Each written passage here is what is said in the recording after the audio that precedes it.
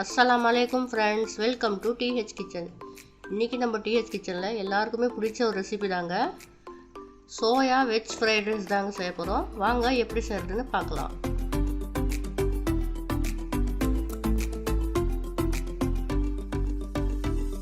ஒரு கப் அளவுக்கு சோயா எடுத்துருக்கேன்.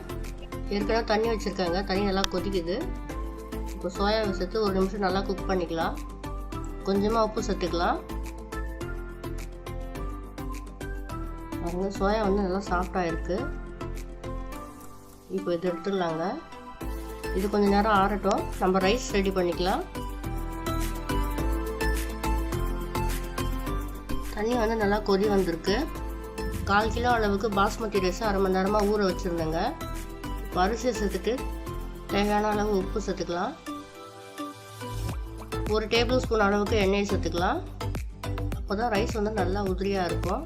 சோயா வந்து நல்லா ஆறி இருக்குது. இது மாதிரி நல்லா பிழிஞ்சு எடுத்துக்கலாங்க.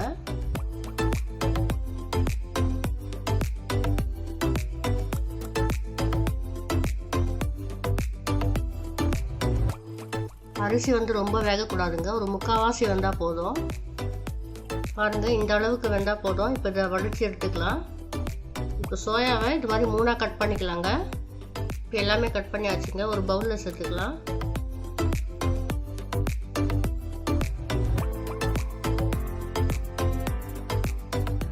ஏற்கனவே உப்பு சேர்த்துருக்கோம். கொஞ்சமாக சேர்த்துக்கலாங்க. ஒரு 1/4 டீஸ்பூன் மிளகாய்த்தூள், ஒரு 1/4 டீஸ்பூன் மிளகுத்தூள், ஒரு 2 டீஸ்பூன் தயிர் சேர்த்துக்கலாம்.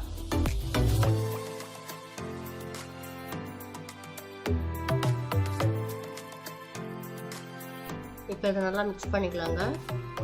ஒரு 1/2 டீஸ்பூன் இஞ்சி பூண்டு பேஸ்ட்டை சேர்த்துருக்கேன். 1 டீஸ்பூன் அளவுக்கு கார்ன்ஃப்ளவர் மாவு சேர்த்துக்கலாம்.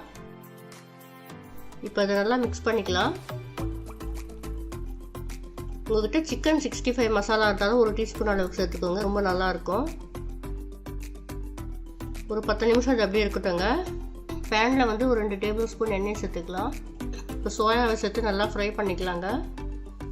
அடுப்பை வந்து மீடியம் ஃப்ளேமில் வச்சுக்கோங்க.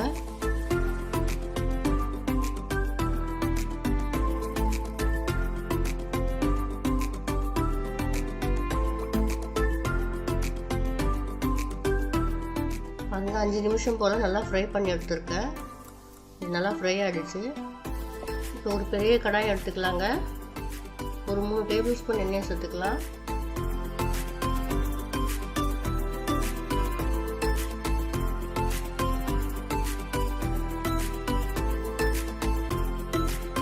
வெங்காயத்தாளில் இருக்கிற வெங்காயத்தை கட் பண்ணி வச்சுருக்கேன்.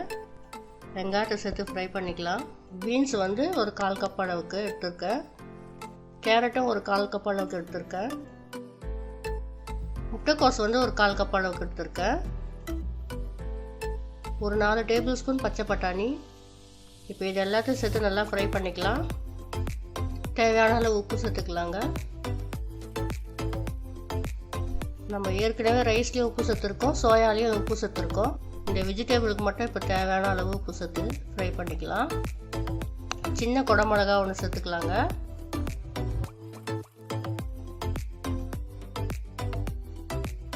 இப்போ வெங்காயத்தாளை வந்து சின்ன சின்ன கட் பண்ணி வச்சுருக்கேன்.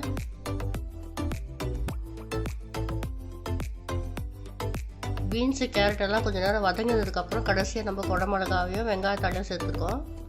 குடமிளகாவும் வெங்காயத்தாலும் ரொம்ப குக் பண்ணக்கூடாது.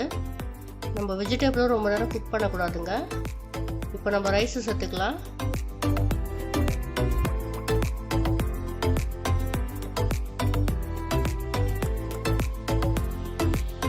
அரிசி வந்து இது மாதிரி உதிரியாக இருக்கணுங்க.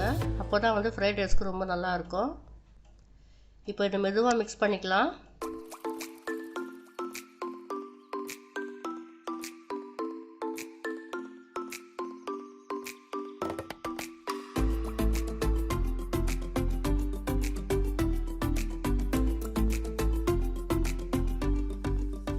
ஒரு 1/2 டேபிள் ஸ்பூன் சில்லி சாஸ் சேர்த்துக்கலாம்.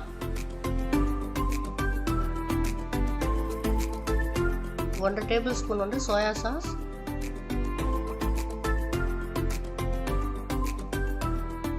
1 டீஸ்பூன் வந்து மிளகுத்தூள் சேர்த்துக்கலாம். இப்போ இதை நல்லா மிக்ஸ் பண்ணிக்கலாம்.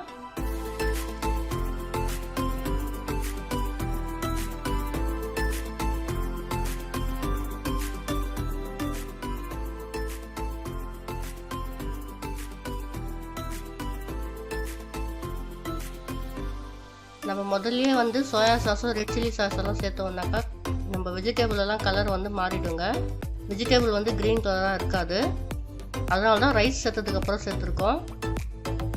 இப்போ ஃப்ரை பண்ணி வச்சுருக்கிற சோயாவை சேர்த்துக்கலாம்.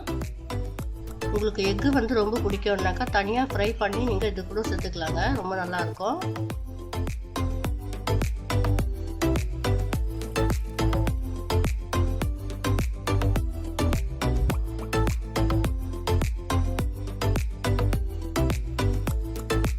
அவ்வளோதாங்க, நம்ம சோயா வெஜ் ஃப்ரைட் ரைஸ் வந்து ரெடி ஆகிடுச்சு.